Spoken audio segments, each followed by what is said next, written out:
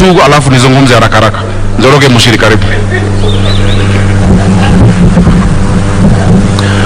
Your Excellency, the President of the Republic of Kenya, William Samoei Ruto, Your Excellency, the Deputy President, Rigathi Gachagua, the Prime Cabinet Secretary, Musalia Mudavadi, the workers' leadership, and all invited guests.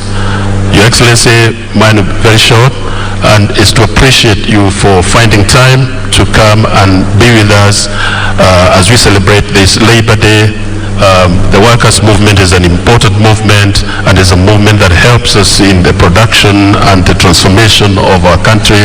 So as you lead us in the bottom-up economic transformation model, this is a key plank in what we wish to deliver.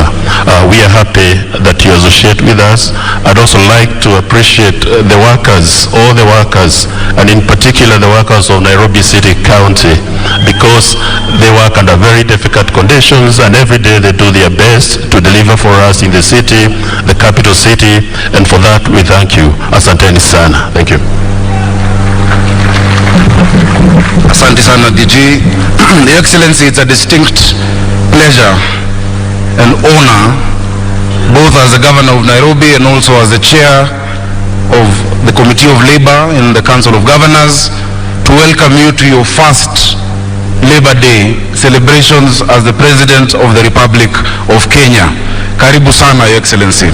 Your Excellency, ni siku muhimu sana. This is a historic day. Many don't know when Labor Day started. It started in 1886 when we had agitation for the 8-hour workday in Chicago as well as Australia.